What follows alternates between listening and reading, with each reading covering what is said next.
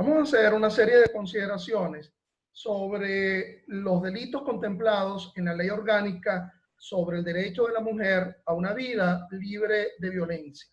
Es una ley vigente en Venezuela que ha contenido diferentes tipos que ha configurado diferentes tipos de reformas y que esa ley contempla delitos distintivos a los que establece el propio Código Penal y otros cuerpos de ilícito penal colateral.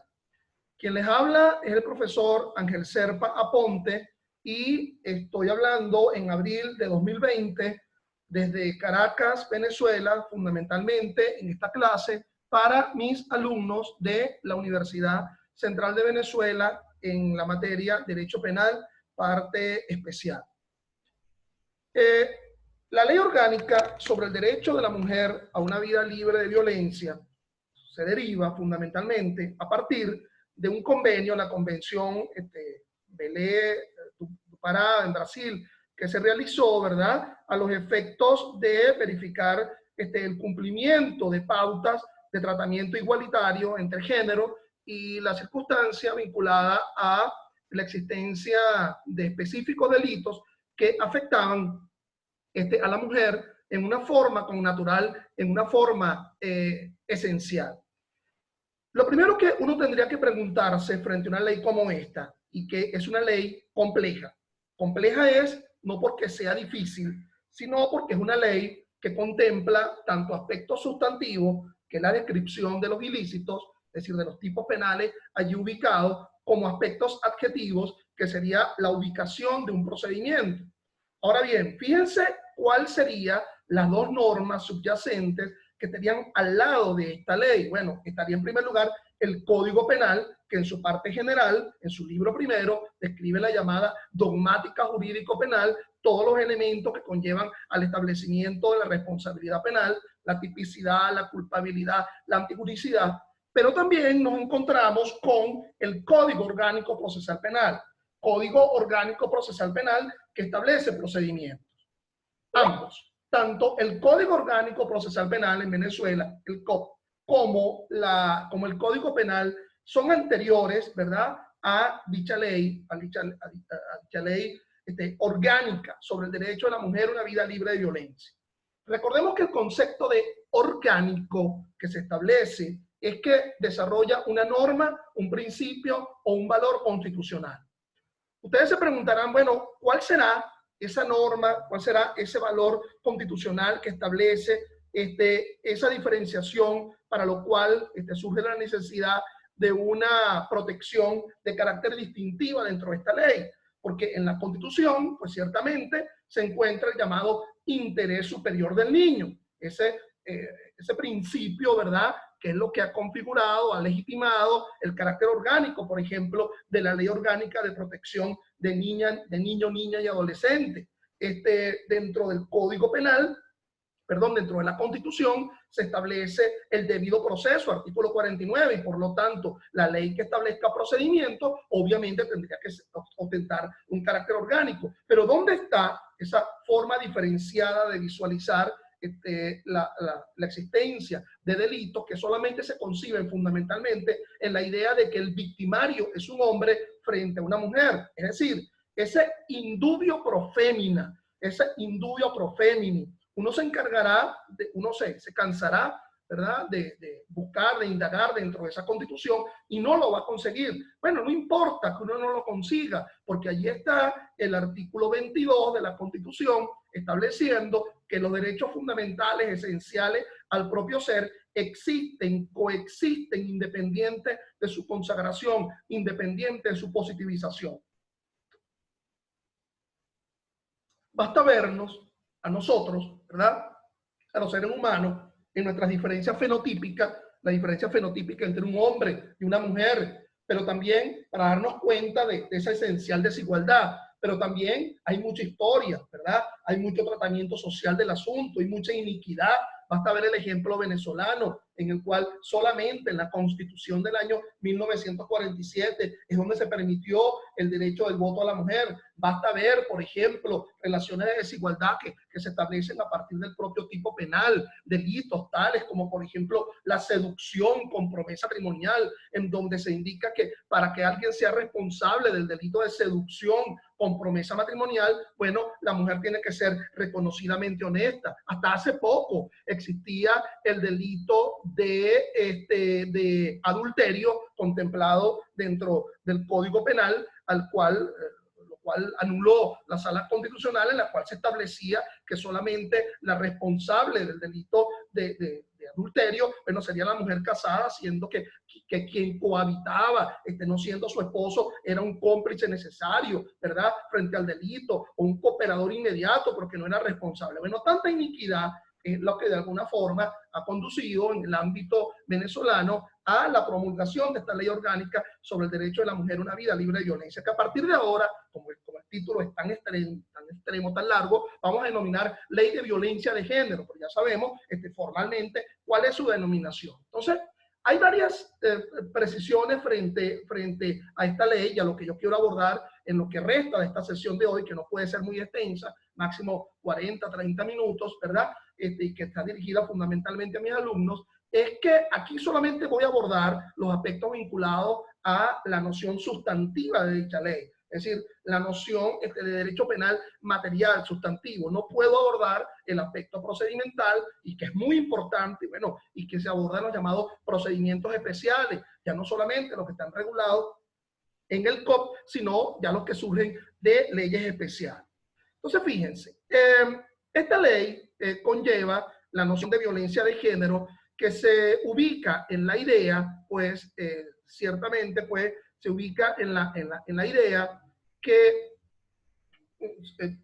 esa distinción, hay muchas precisiones al respecto en la lámina que les estoy mostrando. Bueno, hay un trabajo importante por parte de la criminóloga Elida Ponte en su trabajo Justicia Penal, la otra mirada en el capítulo criminológico de la Universidad del Zulia. La ley orgánica sobre el derecho a la mujer está centrada en el desequilibrio del poder social entre las mujeres y los hombres. Esto es un sistema patriarcal de dominio. Si se introducen otro tipo de violencia en los cuales es indiferente el género del sujeto activo del delito, aunque la sujeta pasiva siga siendo la mujer, se vuelve de nuevo a contaminar su concepto. Aquí hay otra precisión doctrinaria que les muestro a ustedes, de un autor importante, Roberto Vergara, y la cuestión de las mujeres y el derecho penal simbólico. La violencia contra la mujer no es una cuestión biológica ni doméstica, sino de género. Se trata de una variable teórica esencial para comprender que no es la diferencia entre sexo la razón del antagonismo, sino una forma de violencia individual ejercida en la familia por quien ostenta la superioridad física sobre esa mujer. Entonces, digamos que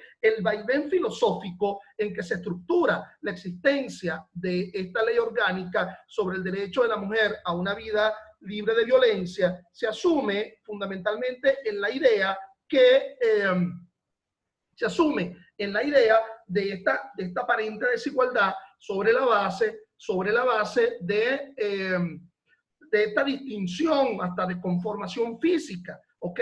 Hasta de conformación física que puede asumir el hombre frente a la mujer.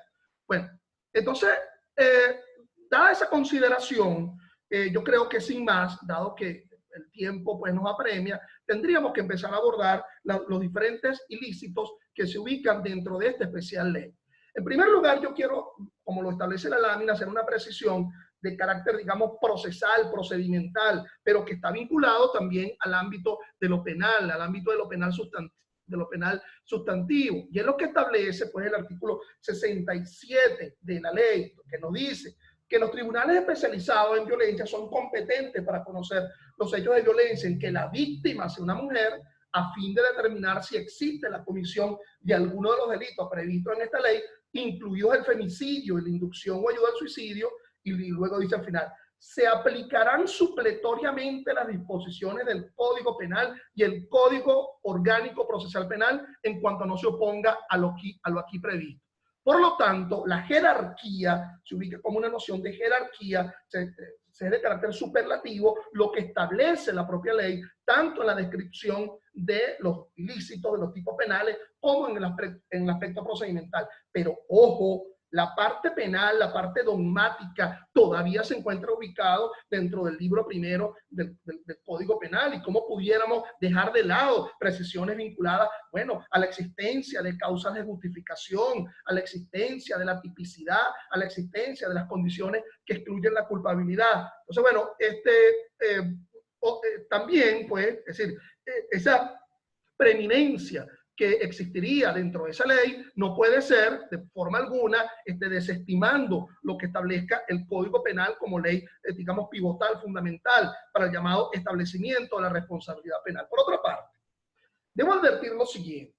Esa ley, la Ley Orgánica sobre el Derecho a la Mujer, contiene inicialmente, digamos, un capítulo, una norma, un artículo de contenido casi que lexicográfico, es decir, para tratar de explicar, es decir, es casi como una noción semántica, ¿okay? Antes de empezar a abordar los ilícitos que tienen su supuesto de hecho y su consecuencia jurídica. Entonces, ese capítulo inicial, el 12, el 11, de carácter lexicográfico, bueno, lo que hace es definir los conceptos, los diferentes conceptos de violencia. Violencia física, violencia psicológica, porque es una ley que se estructura en esa idea. Se estructura en la idea de que el hombre es el violentante frente a la mujer, que asume la noción de víctima sobre la base de los supuestos de hecho que se describan en cada uno de esos ilícitos penales.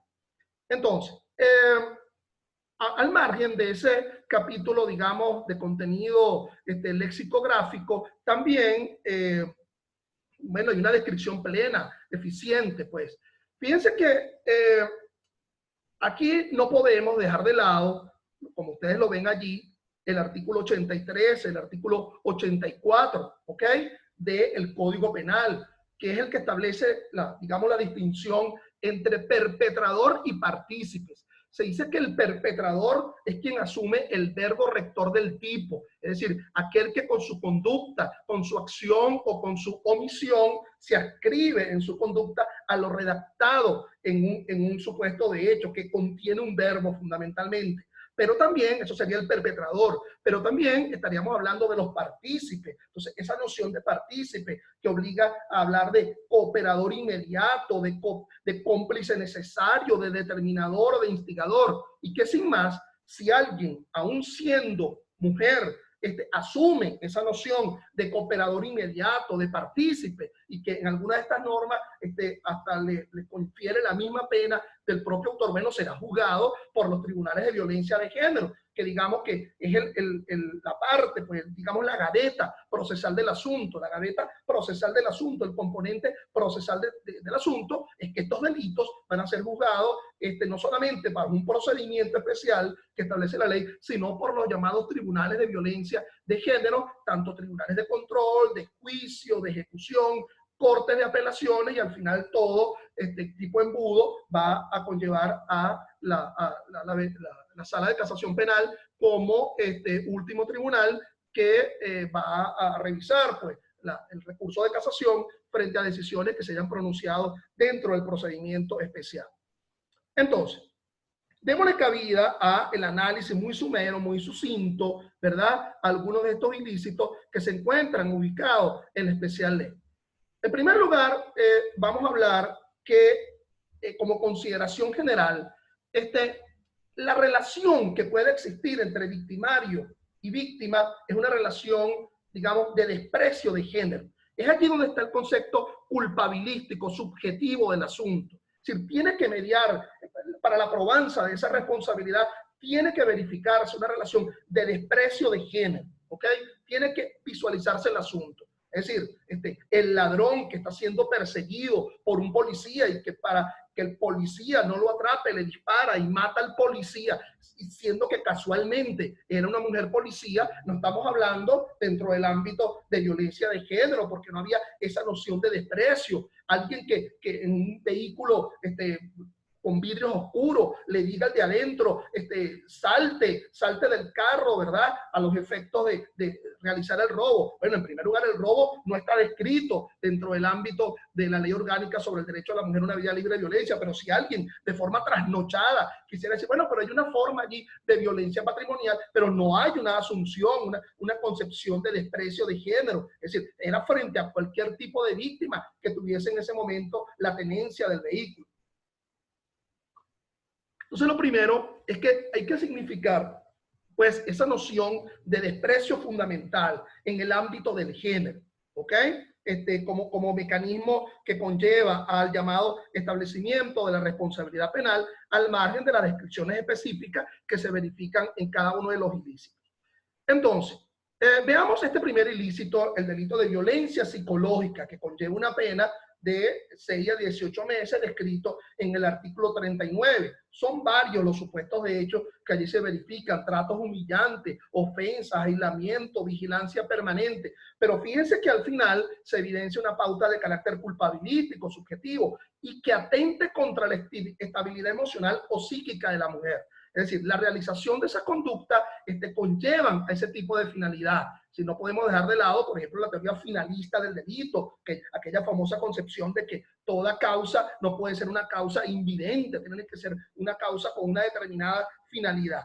Entonces, esta circunstancia tiene que verificarse dentro de un acto sexista, psicológico. Claro, muchos dirán, bueno, ¿será que el hombre es el único, ¿verdad?, que podría escribir un mensaje de texto, ¿verdad? Un mensaje de texto, podría ser el único que podría, a través de un mensaje de texto, decirle una cantidad de epítetos, de consideraciones a una dama y ser ofendida, sobre esa base. Bueno, esencialmente no es así, pero pudiera darse perfectamente la circunstancia contraria, con lo cual, de alguna forma, se verificaría una especie de irrespeto al principio de igualdad ciudadana, porque cuesta a veces ubicar esa conducta dentro del ámbito clásico del Código Penal, que sería si se diera el ámbito, digamos, inverso, es decir, que la violencia provendría de un hombre frente a una mujer.